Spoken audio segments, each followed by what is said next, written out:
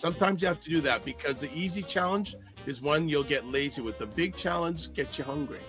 Oh, how the tables turn. That's a heavy topic, and we need to focus on that. If not for yourself, then do it for your children. Black book is in the Hey, Black book. Men Talk, Black Book. What is up, everybody? It's Dr. Vibe here, host and producer of the award-winning Dr. Vibe Show, the home of Epic Conversations, and I'm the host of Epic Conversations, 2018 Innovation Award winner, 2020 Best Podcast News Award winner given out by the Canadian Ethnic Media Association. I also co-host and co-produce the only online show in the world for dads, fathers, and male caregivers that's sponsored by Dove Men Plus Care. And being part of that team, that movement since 2020, we've reached out directly and indirectly to over 400,000 dads, fathers, and male caregivers around the world. Excusez-moi.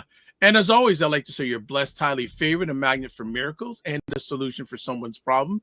And just want to make you aware that you are watching Black Men Can Talk, a show where Black Canadian men come together to have real, unfiltered conversations about life, culture, and community. And I'm joined with one of my co-hosts, Kofi Sadat. What is going on?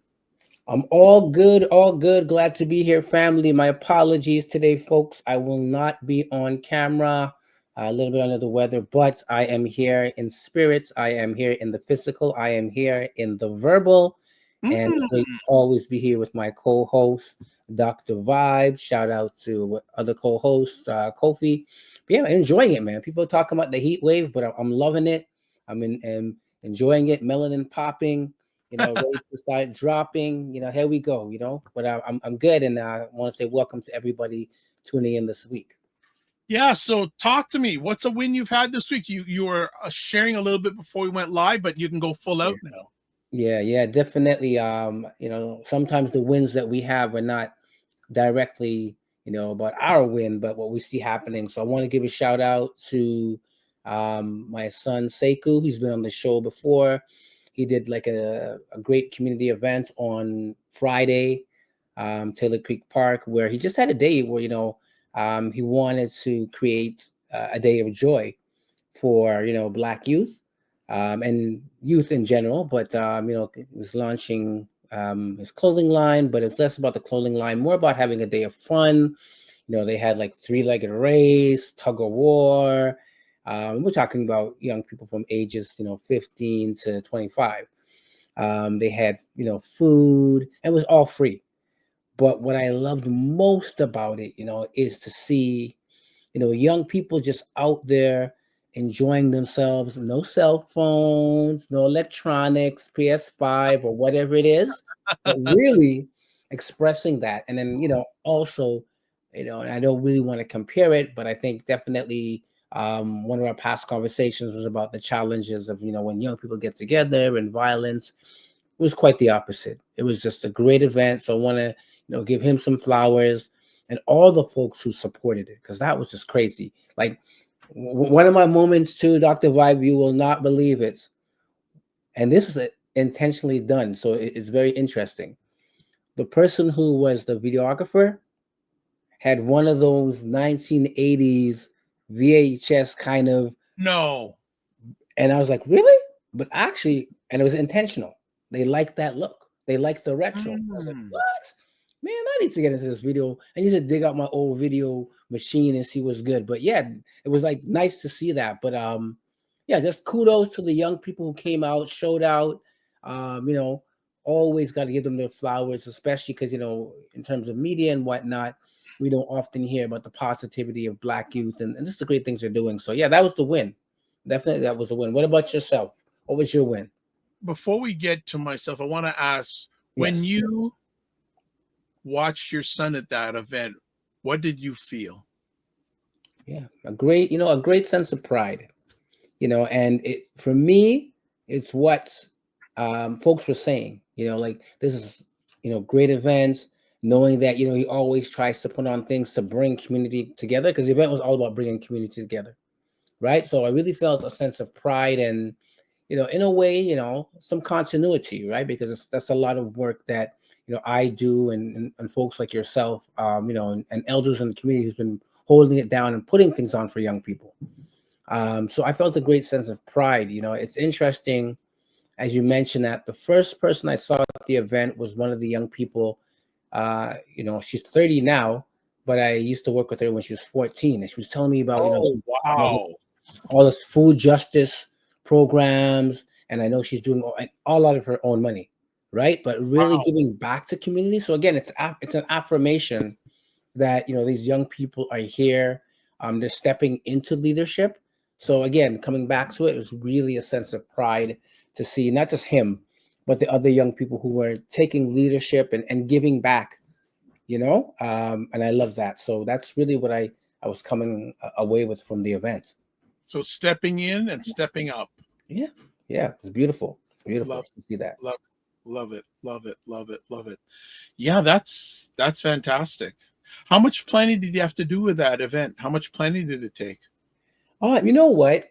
I gotta give a shout out to his cousin as well, because the one Zoeno, the one thing that they did do was they really took the time to plan it out as young people, and maybe it took a couple months maybe to plan it out, to be honest with you, but I think the community connection was there already, and it was just built upon. So when the word went out, this is going to happen, folks were coming from all over the city to engage in the event, by bus, train, plane, however they got there. So I think that, it's important to begin with the engagement, and then you can let people know you're doing something. So yeah, they definitely did a couple months planning, logistics and stuff like that. So again, really stepping into their power and celebrating themselves and putting joy first, right? Which is what I love. So yeah, it was just really good in that way. Congratulations. So what about you, sir? What's your win? I know you're always busy like a bee. What's the win in Dr. Vibe? Just reaching more of our people, more and more of our people. Actually, I was asked on Friday night. On Thursday, I was asked to appear with a group of people on Friday night to have a reflection and recollection of Malcolm Jamal Warner. I was very blessed, and I was intentional. I gave my lens from a Black man's point of view. Yes.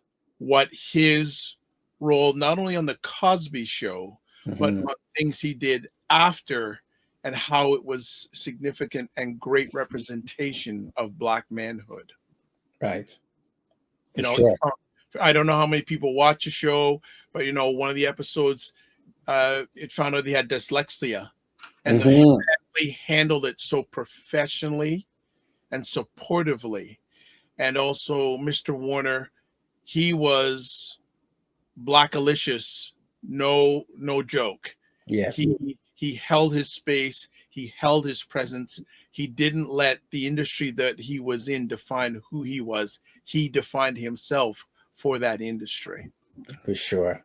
Definitely, those some folks that have left a legacy even in their young time on earth, because definitely as people of African descent, we have a tendency to live long and live good, but he left so much. There was a conversation I saw that an interview he had done, and he was talking about how his dad set him up, right? And his dad set him up. What he meant by it was his dad named him after Malcolm X, and I forgot the other Jamal person he named him after. I don't want to say it, but long story short, his dad used to make him, be reading, the poems of Malcolm X and the readings and this and that during the summer, and he wanted to go out and play and all this kind of stuff. And when he got into school a little bit later, and his folks were bugging him, your name, the poem of Malcolm is about you, which was about Malcolm X, right? He recognized right there and then that,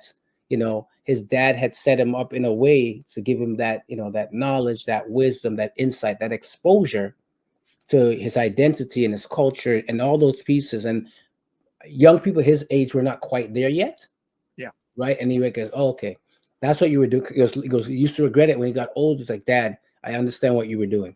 You know what I mean? You were setting me up for greatness. And I just love that. It was so touching to see, that reflection, and I love that, especially as being a father as well. But I just loved it. It was wonderful. Yeah, so that was a blessing. And there were people, I was the only Canadian representative. So they Nice. treated my guy was a Canadian, whatchamacallit, Canadian rep, the Canadian, or whatever that you want to call it. And it was good. If I have your permission, I read in my close, I read some words about him to the audience. Do I have your permission to just read it before we go to break? Please go ahead, brother. Okay, so I mentioned this on the show that was on Friday. It was hosted on another platform, though it was broadcast on my own, but I was not the host platform.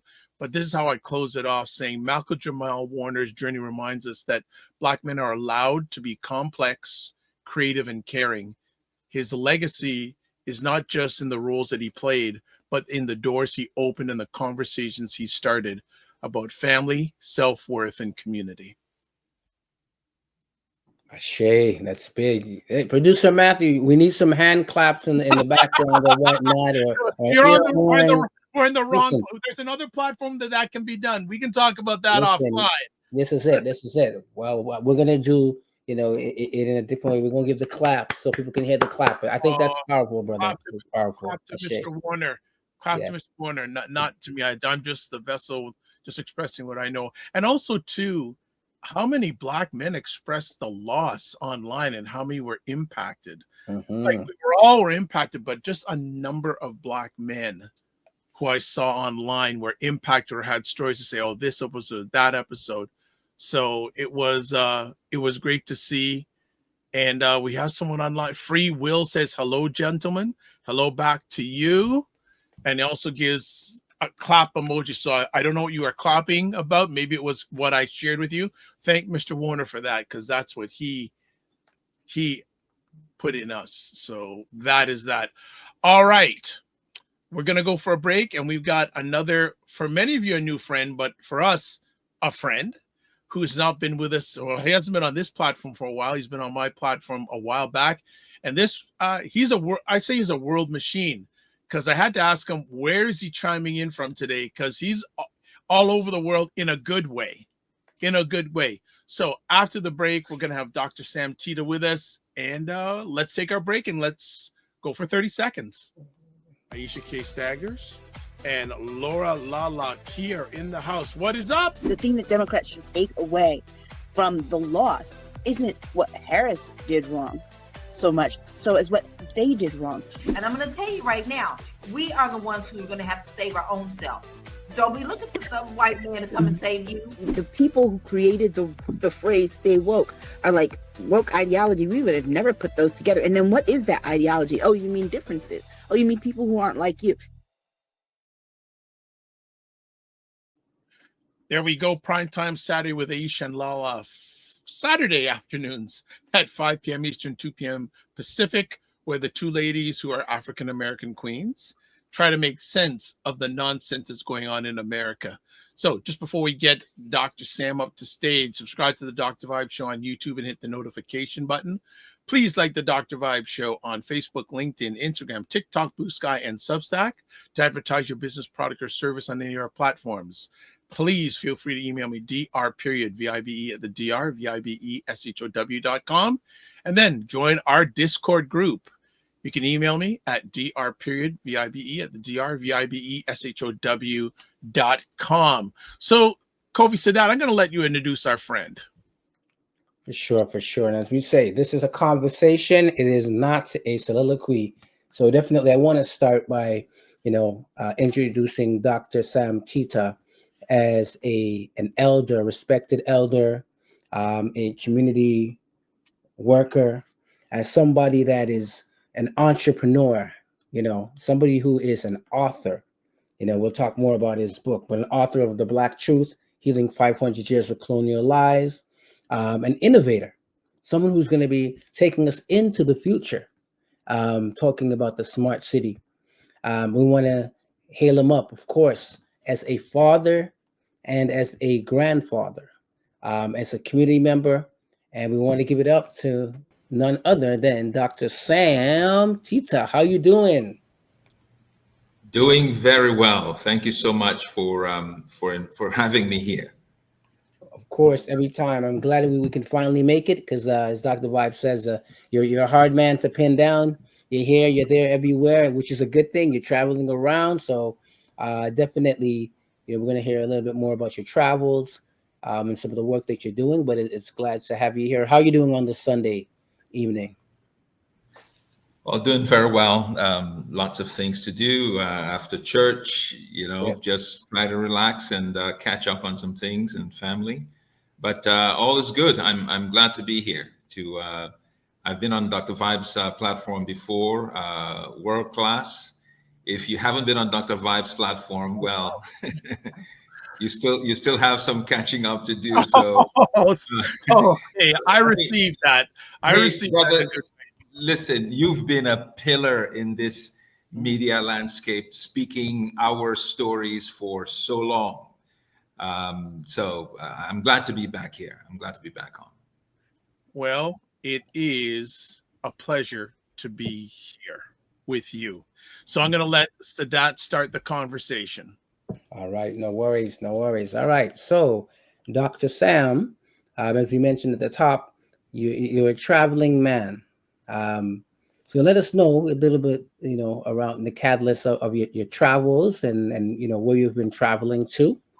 Kind of where you're coming from, so folks can understand who Dr. Sam is. Well, thank you very much. Most of the travel that I've been doing recently, of course, I'm a businessman, so very often when we travel, even when we do vacations, there's some kind of business associated with it. My travels in more recent times, though, have been almost exclusively business related, and particularly to the continent of Africa for various reasons. But fundamentally, it's been around the smart city project that we're building in Limbe, Cameroon. That's in the Central African sub-region. That has been taking me a lot of my time through Cairo, so Egypt, Morocco, Chad, Mali, Cameroon, but the project itself is happening in Cameroon, so that's where most of the travels have been to. Nice. So, before we get into the specifics of the project that you're doing, I've heard you speak before about the importance of, I guess, correcting the misconceptions about Africa as being, a backward place or a place that has not contributed anything. Could you speak a little bit to that? Oh, absolutely. In my Black Truths is my eighth book. Yeah, Black Truths: Healing 500 Years of Colonial Lies. I speak about that a fair bit, and in that book, of course, I'm postulating concepts that will go against the dominant narrative about people of African descent generally, and the continent of Africa in particular. For those of you who haven't been there, listen, man, save up some money and go down to Africa. What you will experience there will be unlike anything that the dominant narrative out west and in the global north perpetrates. And the sad thing is that a lot of our people have actually bought into it, even though there's a renaissance happening and people are becoming more aware of truths. But there are so many people who still don't want to be associated with being African. They'll tell you, well, no, listen, man, thank you, but I'm from the Caribbean. I'm Canadian, or I'm American. They don't want to, but it is a huge misconception. Africa has some of the best cities in the world, fastest growing economies globally. At least in the top 10, you'll find at least 5 African countries. In terms of, some of the richest people in the world are from there, some of the best economies, most beautiful city in the world, as is claimed to be in Africa. This is in South Africa. Yes, Cape Town. It's supposed to be the most beautiful city in the world, best place to live. We have the natural environments, the ecology, listen, the culture.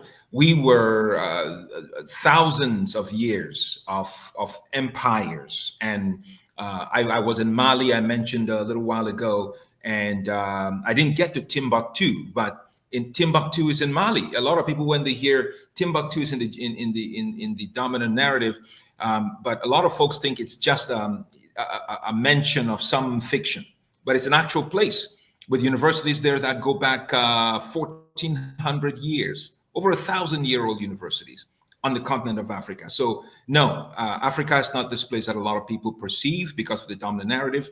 The truth is, when I travel there, especially when you travel business class, a lot of the folks that occupy business class, they're Japanese, they're Indians, they're Chinese, they're Canadians, they're Americans, they're Europeans. They're paying all of this money. First class travel is not $200. They're paying thousands of dollars to go down to this place that supposedly nothing is happening at. And there's a good reason for it. And so that's really why we decided, listen, it's one thing to write books, to go on television and on social media and be in conversations, but we wanted to now jump in to the reason a lot of these folks are going down to Africa, which is because of the opportunities, the return on investments down on the continent. It's better than any place else in the world right now, period. Because even the Chinese, they're relocating factories and businesses into Africa. The ROIs down there are amazing. So we decided we were also going to be a part of it. No more standing on the sidelines, leaving comments on Facebook and just talking about things. We wanted to make sure that we were also going to be part of this fourth industrial revolution and to take advantage also of what actually naturally belongs to us. The problem is that a lot of our people have succumbed to this unfortunate narrative, and it's keeping them away. So we're here working 3-4 jobs, 16, 18-hour days, thinking that this is the way to live. I have friends and people on the continent that if you gave them citizenship anywhere in the world and you put even $100,000 in their account, they will say no thank you, because they don't want to leave down there. That's it. That's beautiful. That's beautiful. And it's interesting because I had a similar experience years ago. I went to Ghana, and interestingly enough, when we went down, it was, people of African descent, but on the way back, the plane was full of Asian people, which was weird. I was like, oh, so they were returning from, Ghana to go back and forth. So I do understand that. But, speaking about that, and I'm glad you mentioned, all the wonderful things, that the continent has to offer. How important do you think it is for young people, especially of African descent, to know some of the things we were talking about and to understand it? What kind of impact do you think it would have on young people who are living here in North America? It will make a world of difference. You see, you can't really know who you are and where you're going if you don't know where you came from. Okay, because you see, in the global north, let's say Canada, we live in Canada. We talk about, Black History Month, the month of February, and typically, again, kudos to Dr. Jean Augustine. She's actually one of the, she did a really nice write-up in that book, that last book of mine, Black Truth Healing 500 Years of Colonial Lies. So I respect her, I honor her. But you see, Black History Month, unfortunate thing about it is, when we talk about Black History Month, we typically relegate it to how Black folk were, enslaved, and then some people ran away, the Underground Railroad and all the things. Now, I respect all of those struggles and how we got to be where we are now. But listen to me, I need my young people to know that the history that we have go back thousands of years, that our people existed in empires, had universities, had development. As a matter of fact, I think in that same book, I'm not sure, I've written several of them now, but in that same book, I mentioned even in the Bible where the Ethiopian eunuch is traveling by chariot into Ethiopia.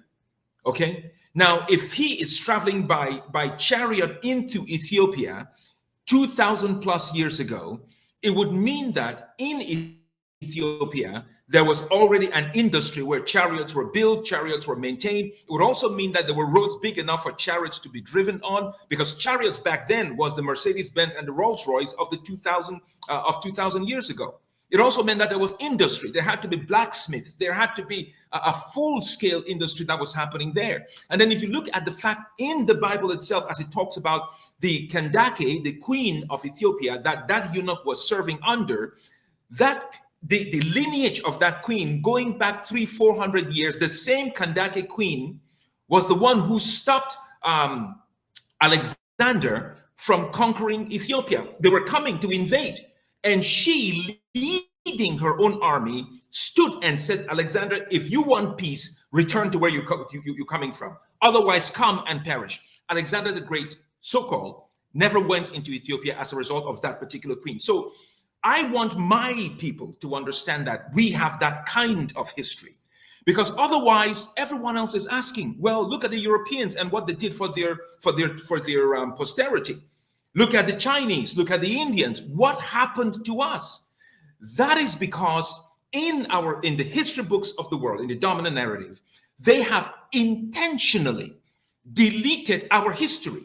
Look at it. It was only in 2024 that Doug Ford, Premier of Ontario, said they were going to make sure that Black history was written into the curriculum in 2024 of all times. You see, so we have to know, our people have to know, that we are a powerful people. We have a rich history, that we're not just the children you see on TV with raised stomachs and flies buzzing all around them. This is what the people who need your money, who want to get money from you, that's the images they're showing. I have not met children like that growing up from the continent of Africa. I have not met them.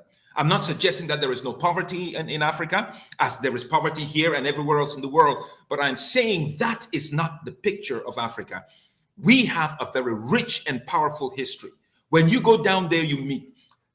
When we see a Black doctor here, we're like, oh my gosh, a Black doctor. Well, come to Cameroon, come to Nigeria. They're all Black, okay? We talk about judges and athletes and inventors. They're all down there. So our people need to know these things. And that was one of the reasons why I wrote Black Truth, Healing 500 Years of Colonial Lies, because those colonial lies have held us. We call them invisible tethers that continue to bind us to a history of servitude, even mentally. Healing cannot begin without us understanding, first of all, who we are as a people, and then letting go of that past and facing the real future that we have, which should be built on the truth about who we used to be and have always been. Okay? Ashe. Thank you, Elder. That was powerful, and that was passionate, and that was truthful. So I want to thank you for that. Dr. Vibe, we got a couple of people checking in. Do we want to get some? Well, we're going to do, but I'm going to also bring Brother Kofi on the screen. Okay. Kofi is with us. He just needs to unmute himself, and then I'll go through some of the lots of comments. So we got Free Will saying, I appreciate seeing you guys. He also, Black Nerd Talks. Good to see you, my brother. Says, salute, brothers. Also, Free Will says, respect is given. Free Will agrees with Dr. Sam. I'm just reading what they're saying. Dr. Vibe, world class. Quote, world class. I received that. Free Will says, you are, quote, world class, Dr. Vibe. I received that. Black Nerd says, tough few weeks, but it's getting better and better every day. Good stuff. We're here to help you, by the way, any way we can. Free Will says, all is well. Dr. Vibe also asks if Black Nerd Talks is in the United States. No, he's in north of the 49th. Michelle Baptiste, who's usually checking out Black Canada Talking, is here this evening. Liberty White says, good evening. Ryan O'Neill Knight is not with us tonight. He's on my Monday and Friday show. So it's Dr. Sam and both Kofis. Openly Gray Life with Keisha is saying, hey, everyone. Black Nerd Talk says you need to look and interview Robin Walker. Openly Gray Life also says, this is so true. This was one of the only images I saw of Africa growing up in Canada. We got anybody else? Black Nerd Talk. Okay, we'll get to that a little bit later. Kofi, brother Kofi, how are you? Can't hear you.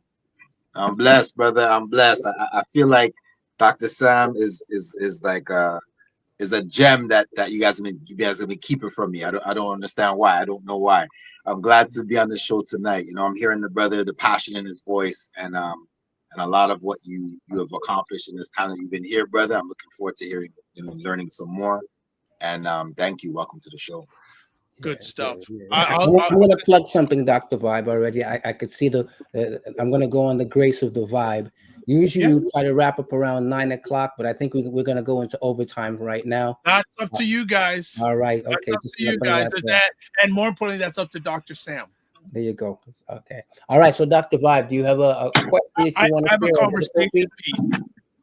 I was going to lean, Sadat was wanting to lean in the name of city, but because you put it so wonderfully about the continent Africa, and this show is called Black Men Can Talk, I would like, from your lens, what is the state of Black men in Africa, the Africa that you know? Dr. Vibe, was that question directed for you, to me? For you, because you just gave us such a beautiful runway to take off on this conversation to Africa. All right. I'd like to know what, from your lens, is the state, the mind, of Black men in Africa, because you have the best perspective out of all the people on this screen. Well, I'll tell you this. If you sat amongst the circle that, by God's grace, I'm privileged to sit in, these guys want nothing but a takeover. Okay, we know that the only way that we are going to make sure that our posterity don't experience what we have experienced is to move at warp speed. So you've got guys that are inventing, they are creating, they are building. They're not afraid. They're not, even those who don't have the PhDs or a master's degree, they're in business. I tend to believe, I have a book coming out where I actually posit that entrepreneurship and not education is really and truly the great equalizer, because the world is ruled today by entrepreneurs. And this is what you find on the continent, okay? A lot of people in business, making a difference, building generational wealth for themselves and for their families, and they're making a huge impact on communities. So no shortage of Black men, African men who are great examples for people for young people on the continent, on the education front, on the business side, STEM education, science, technology, engineering, inventions. I mean, we have these so-called unicorns, companies valued at over $1 billion, popping out of Africa here and there everywhere. Of course, led by Big Brother Nigeria, and just doing amazing things. It's hard for, you see, I read somewhere recently, our brothers and sisters in the United States in particular, and some in Canada, when they think about the richest Black people in the world, their minds immediately go to people like LeBron James and Jay-Z and Michael Jordan and people like that. What they don't realize is that when you name 10 of the richest Black men in the world, I don't even think any of them features from the United States. They're all from the continent, from beginning with Aliko Dangote, and the list goes on. So a lot of wealth generated through business, the focus on moving the narrative from what has been to where we want it to be. We talk about in the African Union as building the Africa that we want, and to do so, all hands on deck, and the men are definitely leading the charge. And I'll tell you, there are some supernatural women in the midst of all of that, women that you should probably even be more afraid of than the men, because they are so powerful. I'm telling you, they are so powerful. And in the animal kingdom, the lion and the lioness, the lion gets all the glory, but it's the woman, the lionesses, that actually do the hunting. You understand? It is not very different. There are some very powerful women in Africa who are helping their men to lead, but they are also not staying behind. They're taking charge as well. So a lot of great stuff going on. Listen, there has never been a better time to be a black man in this world than today. It's a powerful statement. Brother Kofi?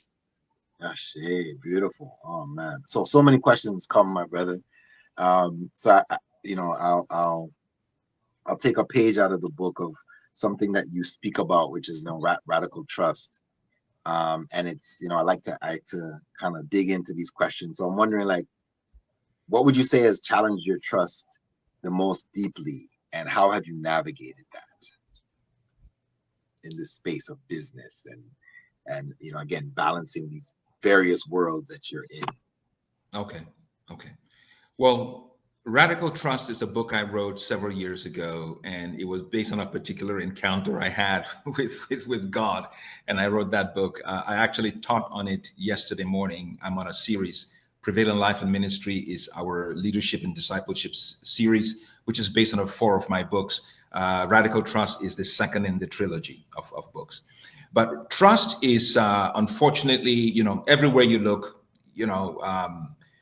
husbands are betraying wives, wives betraying husbands, kids betraying parents, parents betraying kids, business people, well, man, you name it. We have entire departments of lawyers that are writing contracts so that, no one can wiggle through those contracts. And yet we still have to end up in court because people are people. They are smart, and they're always going to find ways to break and breach some of those trust documents. You see, when we write those contracts, we try to take away the trust factor. Okay, but it's just not possible. So what I say is, you live life without trusting people. You have to, but you also have to understand truly. At 55 now, I have the wisdom to be able to make a statement like this. Trust people, but remember that we live in a fallen and in a broken world, where people come into relationships with all kinds of baggages. Okay, they've been hurt, they've been lied to, they've been disappointed in life, they have been taught incorrectly, they've learned from the wrong people, heard the wrong messages, and so they come into these relationships sometimes very, very broken. And they do their best to try to live up to certain moral norms or what is expected of them by society. But listen, I'm not giving a get out of jail free card to anyone or encouraging anyone to not do their best. But I'm saying to you, for the sake of your mental health, make sure that you prepare yourself, because there is going to be breaches of trust. We've had breaches of trust on our business side where we were stolen from by people that we trusted. We had partnerships with companies that would go behind our backs and try to sabotage us. We have family members who have stolen and done things. And, what do? You find your center. And that's why I don't know how people who do life without God. I'm a preacher, I'm a believer, I'm a Christian, a follower of Jesus Christ. I don't know how people do it, because if it wasn't for him and that relationship as my anchor, let me tell you something. There was a season just about 3-4 years ago when, we had so many losses in business and just disappointments that your brother was so stressed by all of it. There were days that I was scared to go to sleep because I was sure that I wasn't going to wake up, because I had all of this on me. And when you're the person that everybody comes to for counsel and for help and for support, when you get to that place, you feel like you don't have anybody that you can turn to. That was an extremely difficult time for me. But through all of that, I learned to be even more resilient. And I've had to develop some life principles to help me deal with those kinds of issues. And it allows me now and enables me to be a better mentor, counselor, coach, even to younger people and older people alike, because there will be breaches of trust. You can't control that as much as you try to.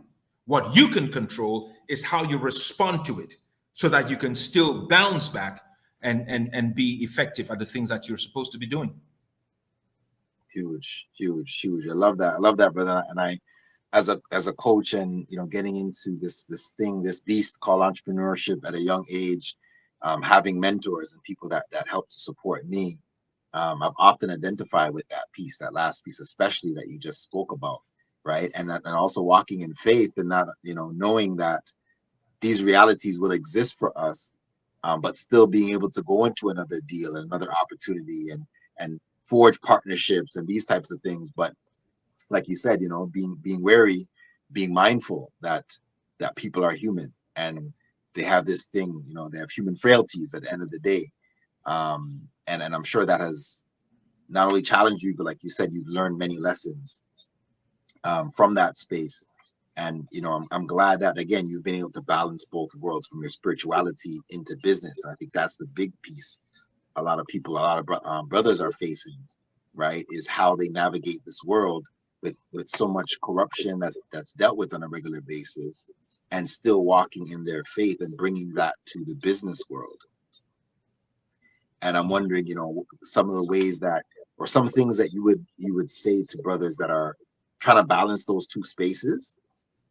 And, you wrote a lot about transformation in your books and stuff like that. So the question I would say is, like, what is your biggest what do you see as like one of the biggest opportunities, also disguised as challenges, for Black men walking in their divine calling, but also navigating the business space? Wow, that's a great question. Here is the thing, though. We live in a multitude of intersections, okay? And for me, I have learned to bring both my business side, my business life, my public life, my spiritual life, they're all together. This way, I'm one person. The way I do business is the same way when I teach, when I preach, when I get into relationships, it's the same person. So, when you look at business strictly from the perspective of the business gurus and some of the business books and educators, the thought is that you are cutthroat sometimes. You focus on you and the outcomes that you want for yourself. And that kind of lifestyle may, as a matter of fact, if I lived that way, if I did business that way, I've had to cut off business relationships with companies that had that kind of perspective, that had those, operate with those philosophies. You understand? Because it contradicts who I am. I'd probably have more money in this world today if I lived that way.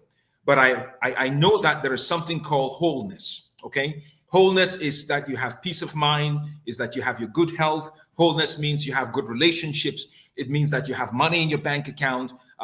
It's a pie. It's a full serving. I want all of that. I don't want to be, I know people who have all the money in the world and they have nobody who can spend it with them. They go to sleep at night on their own. Yes, they can drive they have 7 cars, and they can travel first class wherever they want to, maybe even own private jets. That kind of money I don't want, right? So if I'm mentoring someone in business, yes, there are people who think that I could be more cutthroat, that I could be more successful, but no, I want to make sure that when I win, that you win as well. It has to be symbiotic. It has to be a win-win, because at the end of the day, listen to me, someday, listen, the example I give is the Queen of England, right? This woman was powerful as anybody could be powerful in this world. When the time came for her to go, all the doctors in this world could not help her. And guess what? All of the gold, the rubies, the diamonds, and all of that stuff, they stayed behind. Okay? We can do all of these things, amass all of this wealth, and the day you shut your eyes, somebody else becomes the owner of all of those things. And the diligence and all of the things that the sacrifices you made, they will take it and maybe they'll invest all of it and buy one yacht for 100 million. And that's it, and begin to enjoy life. And you would have killed yourself trying to amass all of this wealth and selling your soul and doing all of these incorrect things to be able to do so. So no, it has to be, if you look at success, the way the world teaches it, it is usually one thing. It's money. How much money is in your bank account? But that is not success. Real success. I don't even want to say that is not even success in the kingdom of God. No, I don't even want to say that. That is not real success, period. Because if you have a lot of money and you are dying of cancer, you're just a guy with a lot of money dying of cancer. You understand? Okay. That's right. If you have a lot of money and your wife and children don't want to talk to you, well, you're just a rich guy whose wife and children don't want to talk to him, who has to pay for prostitutes and all of that stuff. So success, we have to recalibrate what we see as success. Okay. Yes, I drive a nice car. It's a big car. It's an expensive car. Yes. But one is enough for me. For some people, success is having 7 of them. You drive one on Monday, one on Tuesday, one on Wednesday. So, you know, we have to change our perception, our understanding of what success is. And then we can learn to live and enjoy this life. So if anyone was mentoring me and all they were, I was mentoring anyone and all they wanted to do was make a lot of money, well, that's one aspect of it. But don't do so at the expense of other aspects of your life. Beautiful. Beautiful. Thank you for that, brother. Sadat, come back in. Well, let me do some comments. So we have Free Will saying, keyword, mental health. I'm listening. I'm going to skip his question and I'll come back to it. He says, Captain Ibrahim Torre is going to answer that in his book. And he also says, Free Will says, cutthroat, welcome to the U.S. And he also says, you're talking about the medical monopoly with your past thought. And his question is, why do we look at each other, or a number of us look at each other in a negative way? Programming. It's been programmed. It's been written about us. Listen, we call ourselves, a lot of us don't want to call ourselves Africans, okay? We call ourselves Black because that's the appellation that was imposed on us. Now, I'll tell you that when the moniker of Blackness was imposed on us as a descriptor of people like us, it wasn't based on the color of our skin, the pigments. Listen, I'm wearing a black t-shirt, okay? I'm a dark-skinned man. Look at my complexion and the t-shirt I'm wearing. This is black. This is not black. When they formulated that appellation, that moniker of Blackness, it was designed to harm you and me. It was designed to, the opposite of that is whiteness, okay? Now, white and black, they are so opposite to one another. There is nothing that brings the two of them together. If you look at Caucasian folk in the way that they actually are, and you look at their complexion, and you look at the complexion of people like us, we're different shades of brown, okay? There is a connection. If you look at it, there is a connection. It's just different shades. But when you think about white and black, it's not even different shades. We're like two different people. Now, the reason for that was because there was a misappropriation of biblical righteousness and piety and holiness, misappropriation of all of that. Because when you see what is white is supposed to be pure, white as snow, Bible talks about it. It is pure. It is everything that we should aspire to be. When you look at black, on the other hand, it is everything deleterious. It is everything that is wrong. It is everything that should not be. And so you try to stay away from it. Now, they have made it so that a lot of our people, our greatest ambition, I mean, some of the fastest, the best-selling items in the black community are light cream to bleach your skin and the weave, okay? Because we have been taught so much that we need to change We need to, Caucasian is the norm. Everything is trying to be like it. All right. And so when you look at that, it's no wonder a lot of us look at ourselves in the mirror and we don't like ourselves. We've been told in the dominant narrative, first of all, that we are nothing. We come from nothing. Well, I don't want to be associated with nothingness. I don't want to be associated with failure. Nobody wants that. So when we hear about all of these failures and nothingness in our community, our skin color is supposed to be, we're close to animals and monkeys and baboons. So we're not these, we're not as good as other people. These are the kinds of narratives that have been spoken about us, okay? And so, and we've been told that we operate as crabs in a barrel. You must have heard that about black folk. And some of us actually say it. We operate as crabs in a barrel. We cannot, we don't collaborate. We don't do things together. Well, on this show now is Sam Tita. I see the two Kofis and Dr. Vibe. What do you think we're doing here? It is collaboration. And we are changing the narrative. So that is a lie. And we have to learn to take out the lies from our narratives. And this is why I wrote that book, because we cannot heal without understanding who we truly are as a people. Listen to me. When you have the understanding of who you truly are, you look at yourself in the mirror and I see a handsome a handsome man and a beautiful woman, the way you've been designed, and you know that you are from royalty. Listen, I'm not just talking because it is cliche. You know that you're from royalty. Go back and trace your lineage, my friend. One of the things that we're going to be doing in Enriched Resort City, which is this, smart city that we're building, a resort city. Right next to it is a place called Bimbia, B-I-M-B-I-A, Bimbia. It is one of the most prominent slave ports coming from the continent of Africa. It's about 10 minutes from Enriched Resort City. And we're going to be able to take people back there so that they can reconnect with their roots and get a history of who they actually are. Do you know what happened? These strange looking people, when they came into the continent, our people saw Caucasian people and they thought that these guys were evil spirits. They looked so pale. They looked like they hadn't eaten. They looked sick. They brought them into the camp and took care of them.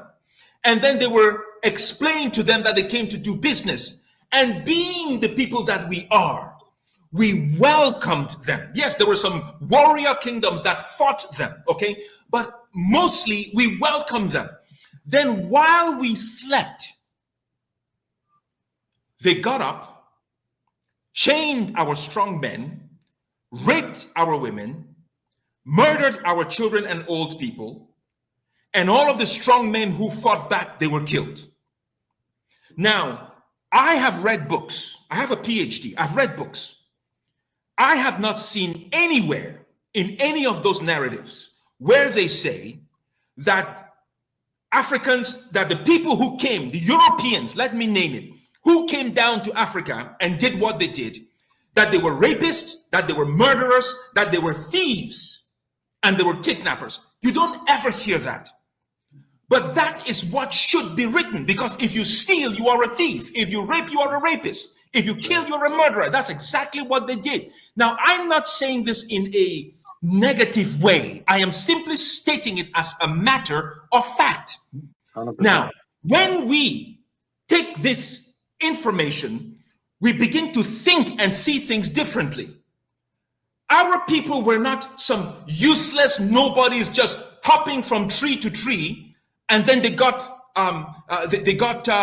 enslaved. We welcomed them into our civilization. And while we slept, so when you have this perspective, you begin to see things differently. Now, my prayer is that people don't get mad and upset and all of that. It's been a while. But what I want them to understand is that we were not just a useless bunch of people. Do you know something? The most educated people in the United States of America most educated. It's not the Chinese, it's not the Japanese, it's not the Americans, it's not the Caucasians, it's nobody but Africans. Go and do it. Go do your research. Fareed Zakaria did a fantastic report on CNN on this stuff when Mr. Trump was saying all these negative things about African people. The most educated, the most career upwardly mobile people in all of the United States of America, they're people of African descent, and from the continent in particular. Did you know that of all the continents in the world, all of the economic regions of the world, the countries, the places where, when you talk about Africa, they say, oh man, you can't do business in Africa. There's corruption. There is this, there is that. Listen, Africa has the lowest, and this is a study that was done by, not McKinsey, I forget, one of the big 5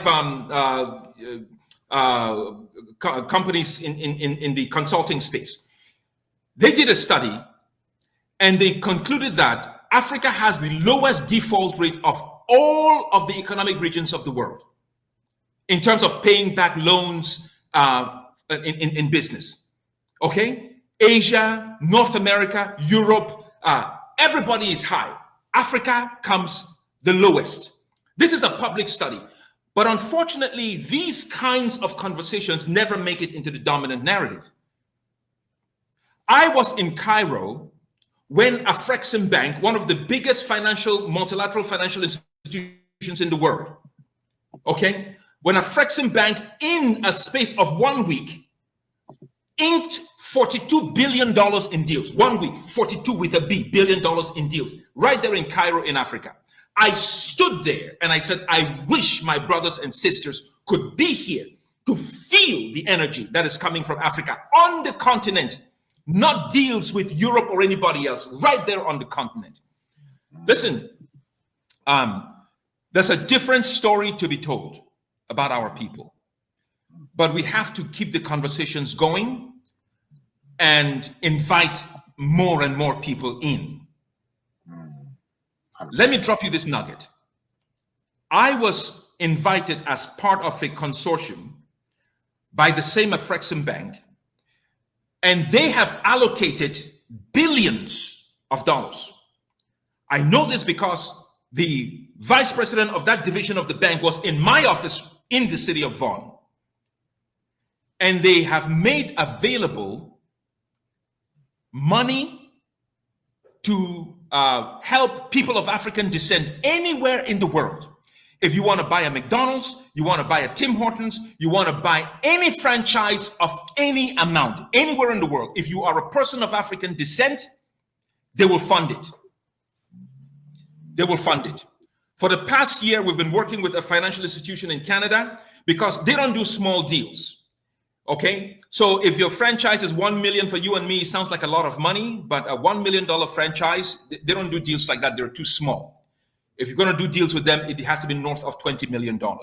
So the plan was to bring money into Canada through a financial institution that will now do the retailing of that money so that people of African descent can buy franchises. If you see a hotel franchise for 50 million, if you have the wherewithal to handle that business, they can do it. So I'm saying all of this to say, I know I'm saying a lot, but I'm saying all of this to say that these narratives you're not going to hear on the CNN news, you're not going to see it on CBS, on Fox 20, whatever, you're not going to see it on CP24, you're not going to see it anywhere else, okay? But this is what is happening on the continent. I sit in some of these rooms and the power is palpable. There is something that is happening, and listen, if you don't go into Africa right now, you will miss out the way a lot of us missed out on the internet boom, missed out on all of this .com stuff. We missed out on so much industry 3.0, industry 2.0. We missed out on all of it. We're in industry 4.0, brother. And I'm saying to people, and that's why one of the things that we're doing, we're building this project in Cameroon. It's a $1 billion project. And we're saying, it's okay. You can sit here, go on internet and say all kind of beautiful things about Ibrahim Traore and all of these people. or you can build generational wealth for your family. If you want to, friends and family can join us to be part of that project. If you put enough money in, you can sit on the board of directors, you can meet with presidents, you can meet with leaders of nations, and we can have some significant impact. That's what we're doing with that project, okay? Or you can choose to just be a guy who gets on Facebook and write a whole bunch of stuff. That's up to you. But I've made it in this season of my life that our focus is on building this generational wealth for our families, because you see, man, Dr. Vibe, brother, I could talk for 3 days going. Maybe I need to wait for some questions, because I was just going to we hear the passion, brother. We hear the passion. We know what you're talking about, and you're getting it in. And I think it's a lot of valuable information that's being shared, right? And I like the fact you are talking about present day Africa. But I also want to add something, just from my perspective, and I'll let people know. This is my personal opinion as well. Yes. I had the opportunity to go to Jamaica pre-pandemic, I think around 2020, and I brought a brother from Cameroon, actually, funny enough, to Jamaica.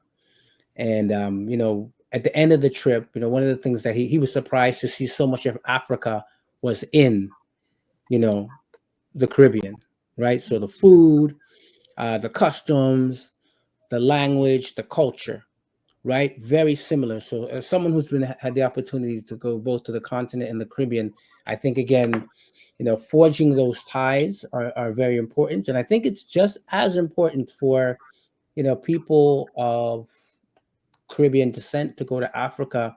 It's as important for those who are coming from the continent directly to go to the Caribbean and forge those ties, right? Because we're looking at, more of a Pan-African connection, worldwide, wherever we are.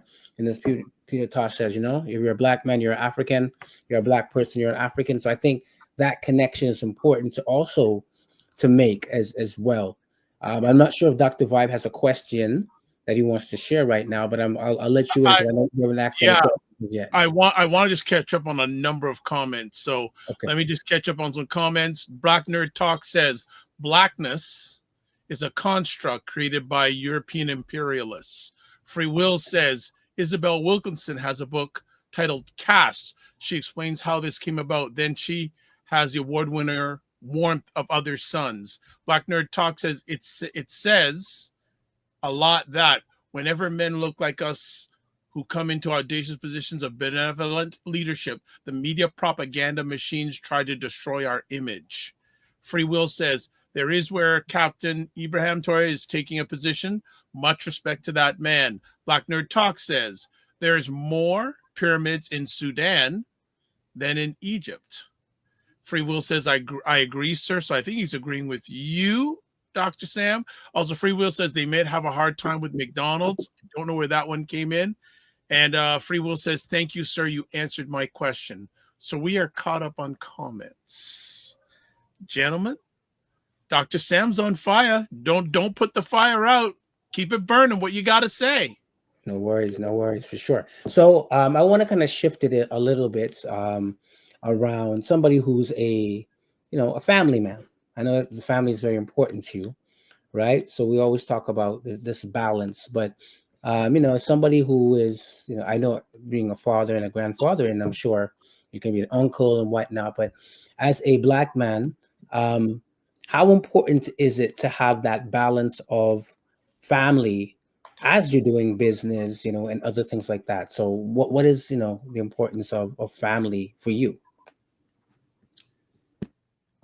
It's everything. It's everything. It's very important. Grew up in a society where family is still considered very important. We support each other. We work for each other. We have, as far as my wife and I go, there is absolutely nothing we wouldn't do for family. And so we help our children, we help our community. Family, if I were to give you a short answer, is everything. I don't understand how you can exist and not have family around you. And I know that for some folks, it's not that they don't want it, but maybe family has hurt them so badly that they've decided to sort of extricate themselves from that dynamic. But if family has done that kind of hurt to you, then you can create a new community that can be family, because you can't control who you're born to be a family member of. You can't control that, but you can certainly control who you invite into your family space. All right. But family, I think, helps us stay grounded, helps us to stay focused, helps to pick us up when we fall. And sometimes even when we focus on the issues of family members, it helps us to stay relevant, to keep on going. It helps us even to fulfill our own purposes, right? Because life is not designed to be lived alone. So family, very, very important in our business. We've tried to bring our kids in as much as possible, but without imposing on them. There is no imposition that you must follow in the footsteps of your father, the footsteps of your mother.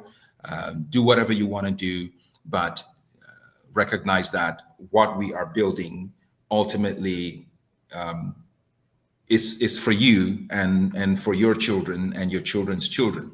That is the way it's been designed.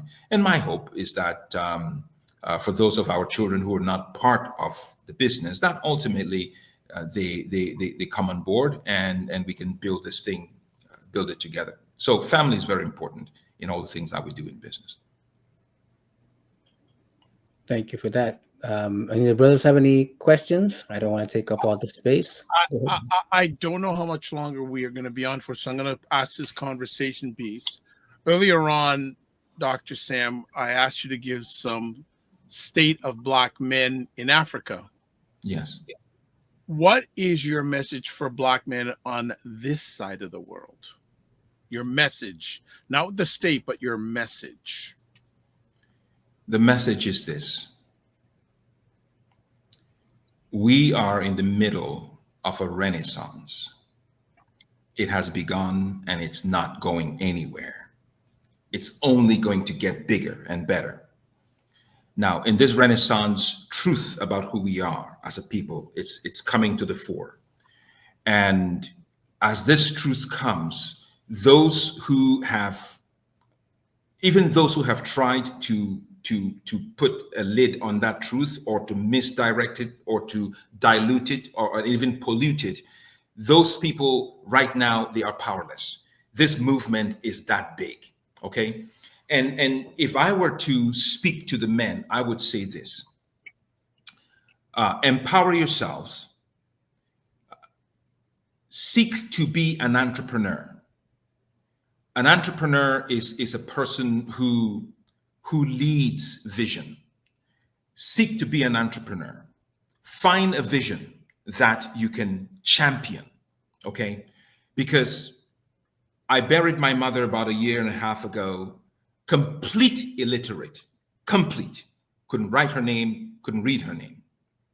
But the businesses that she built to this day are still making money as an entrepreneur. All of the people that she grew up with, who were judges, who were doctors, who were everything else, most of them unfortunately died poor, or what they left behind could not sustain their families. My mother's properties and businesses continue to exist today because even though a complete illiterate, she was an entrepreneur and a businesswoman. So I would say, whatever you do, get in the space of entrepreneurship, get up with the times and be familiar with what is going on in Industry 4.0.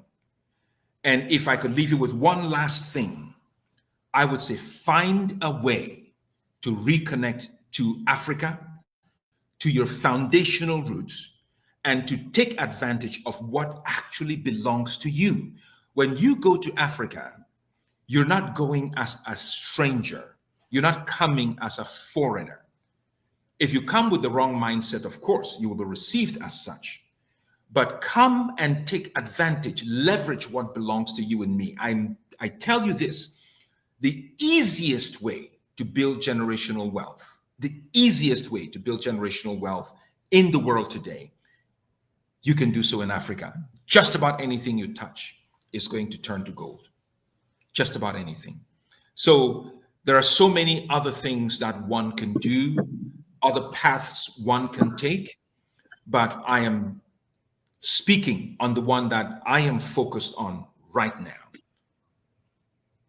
Because Industry 4.0 is playing out on the continent of Africa, and that's where the biggest returns on investment are.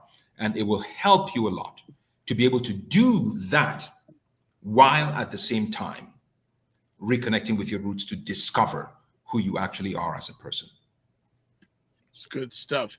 Eddie Jumba, I know this gentleman. Eddie, Pastor Eddie says, Dr. Tita, you inspire me to think bigger. Please share more about how I can be part of the $1 billion wealth building project.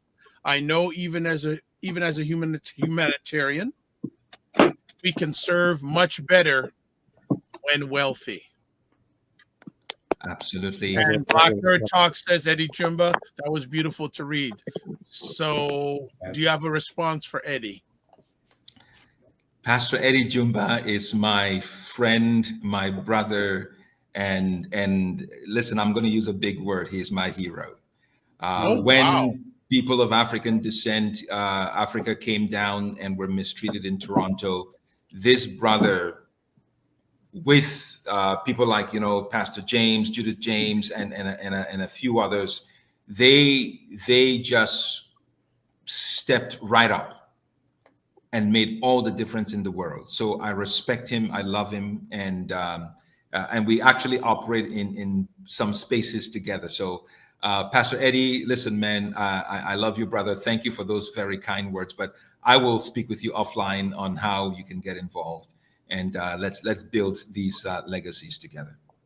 There you go. Wonderful, wonderful. And then even adding to that question, if folks do want to learn more about Enrich Resort City, the smart city, I know we didn't speak so much about it, but investing in it, I know there's opportunities. The information to connect with Dr. Tita is there. So please make sure that you look into that, enrichresortcity.com. And if you wanted to speak to him about some of the other stuff that he was talking about, here's his contacts. Please do reach out to the brother. And I'm thinking, we're coming to that time, but I'm thinking, after that statement around what you said about, what Black men need to do, I think that was a powerful way of kind of bringing the conversation together. And just, any final kind of shout outs, people that you want to thank. I know you just thank Eddie Jumba on your own personal journey. Who are those folks that help to inspire and support you to become the great man you are today?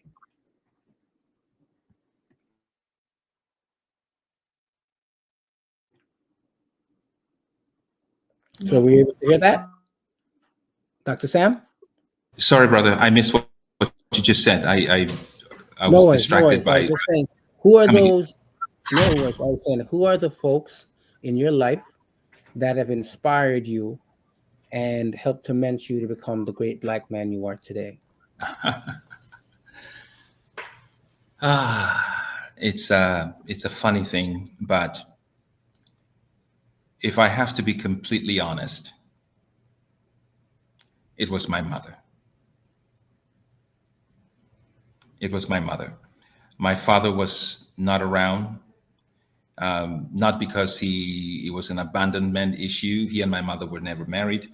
As a matter of fact, my mother found the wife for him to marry. She was that powerful as a woman, and raised all 5 of her boys, always spoke to us, loved us, made tremendous sacrifices for us. It was she who built the foundation for us to make sure that we were educated And because she didn't have education, she wanted education so desperately, her father wouldn't give it to her. She wanted to make sure that all of her children were educated. So we got education. And as an entrepreneur, she inspired me and taught us that we were sufficient. We were sufficient. We were powerful. We were not folks to follow other people, that we led. These are the things that I grew up with.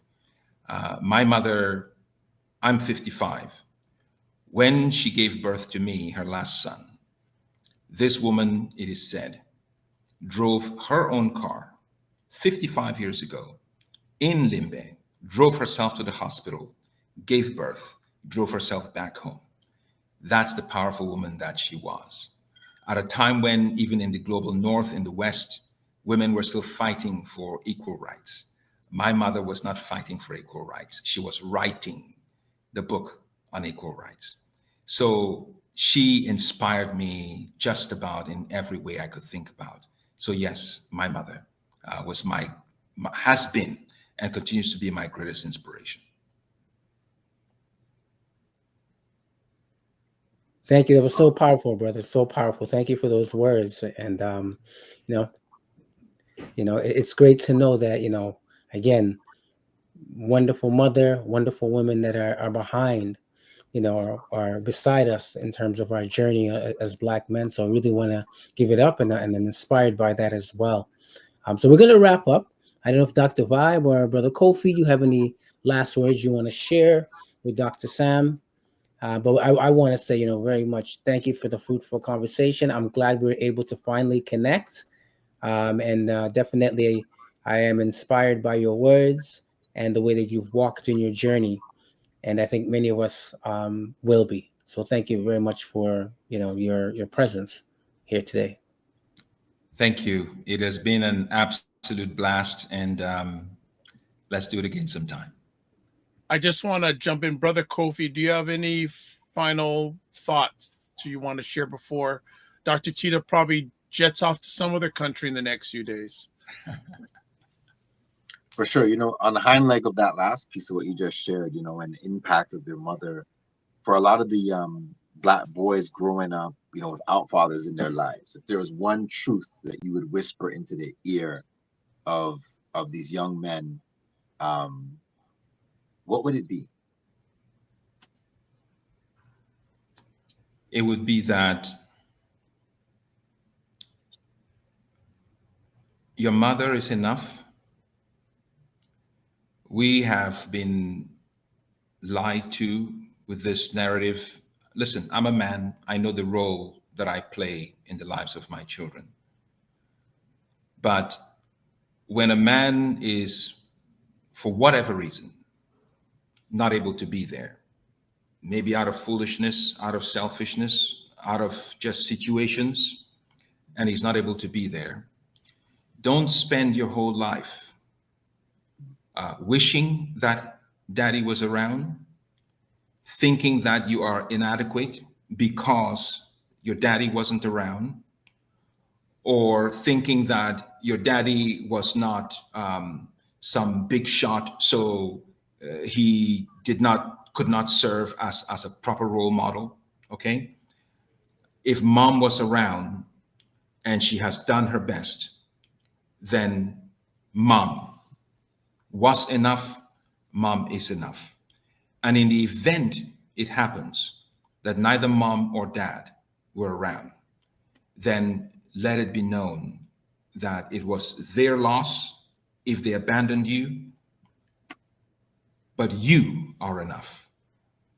Now, as loving as my mother was, she loved us, but telling her children that I love you was not part of the it was never part of the conversations that we had. Hugging her children were never part of the wasn't part of the reality that we grew up with. But I wanted my kids to enjoy that, to have that comfort, to have that security, to feel that security. So telling them I love you 12 times a day was not uncommon. and giving them a hug and encouraging them. So I took what mom taught us and I elevated it. Okay. So the fact that I was never told that I love you did not mean that I didn't understand that mom loved me. It's just she expressed it in the way that she knew best how to. So let's be careful about the narratives that we get from the medical sciences, from counselors, from books, from movies, and all of that stuff. They say, oh, because your daddy wasn't around, you're going to end up being an absentee father. Because this happened to you as a child, you're going to do it to other people as well. All of that is a lie. You determine the future that you want to have. And if you are smart and you seek God for guidance and for help, listen, one with God is a majority. You need nobody else. But I'm telling you, mom is enough and you are enough. And the dad that you happen to have, even if he's in prison, he too is enough, because he may just not have been taught properly. He may have come from baggage that was too heavy for him to manage. And that's the reason he ended up where he ended up. So you're enough. Think that's enough, Dr. Sam. That's more than enough. Funeral comments here. Dr. Tachi says, hello all.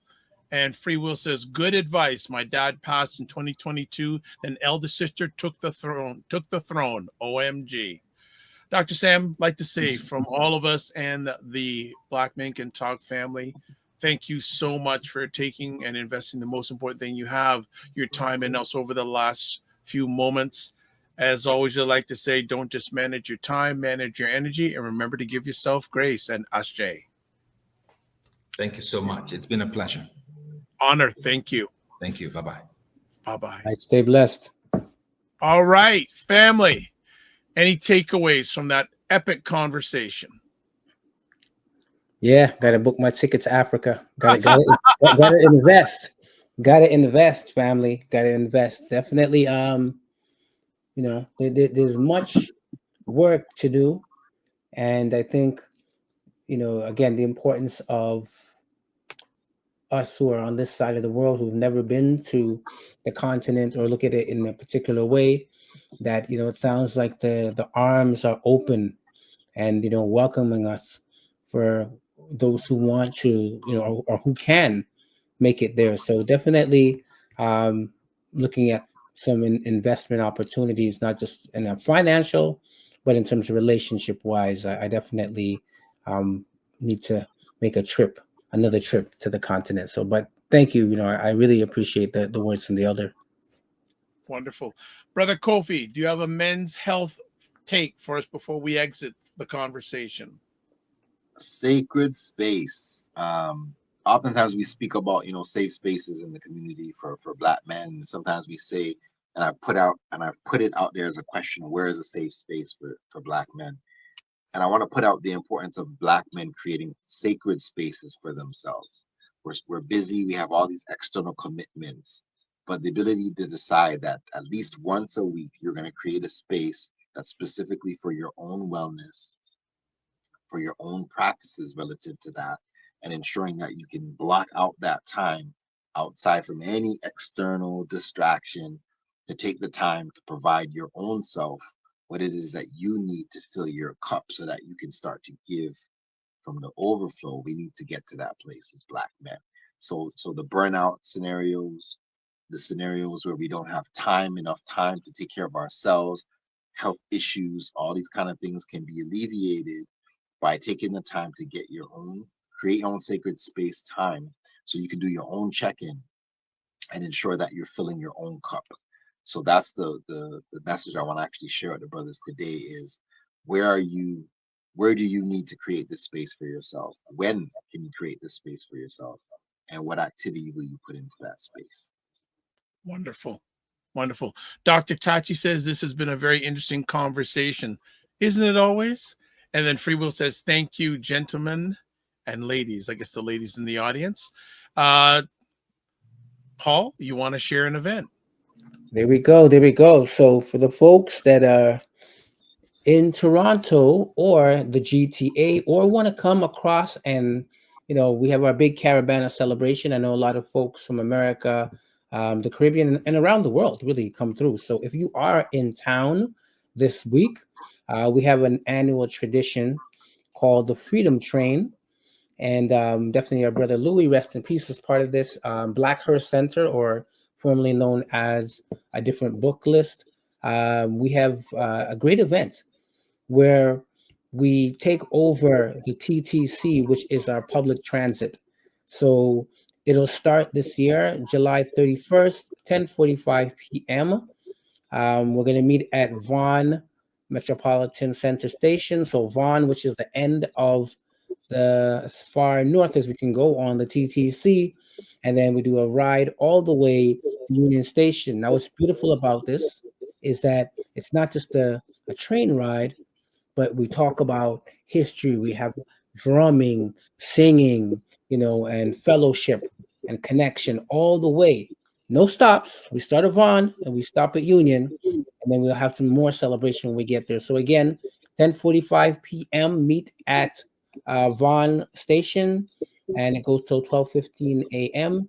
If you're not able to come to Vaughan Station, you can meet us at Union Station. Right, so it's a great event. I know Brother Kofi, he's been on it before. I've been on it many times, and look forward to this year. And I'm hearing it's expanding. I'm even hearing they're going to be in Ajax, Go, and then people coming on the ride. So definitely, it's a great event. Ability in Action is the theme this year. Again, 10:45 p.m. Vaughan Station, and it'll be great. And just register on Eventbrite if you can, so they know how many people are coming through. So I'm looking forward to this event that's happening this week. All right. Excellent. Let's shut it down. So as always, subscribe to the Dr. Vibe Show and hit the notification button on YouTube, like the Dr. Vibe Show on Facebook, LinkedIn, Instagram, TikTok, Blue Sky, and Substack. Advertise your business, product, or service on any of the platforms. Email me dr.vibe at the drvibeshow.com. If you want Kofi Sadat, his email is there, nazojam@gmail.com. Instagram at Mooroon.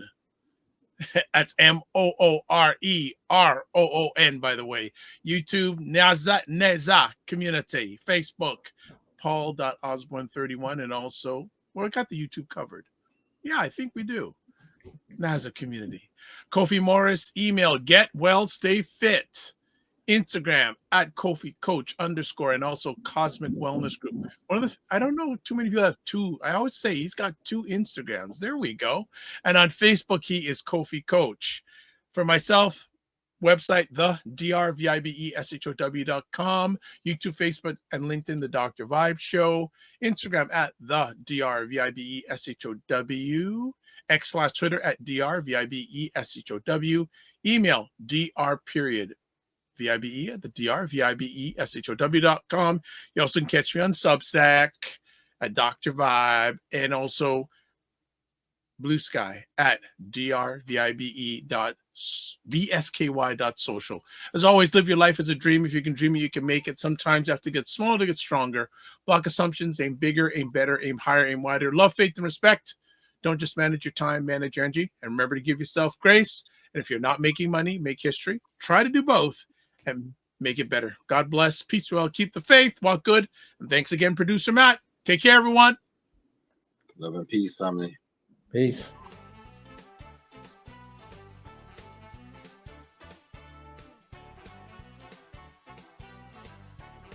Time with our parents, they're like, I have nothing to teach you. I don't know nothing.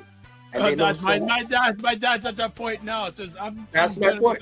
But I'm saying, no, Dad, you got lots more to give.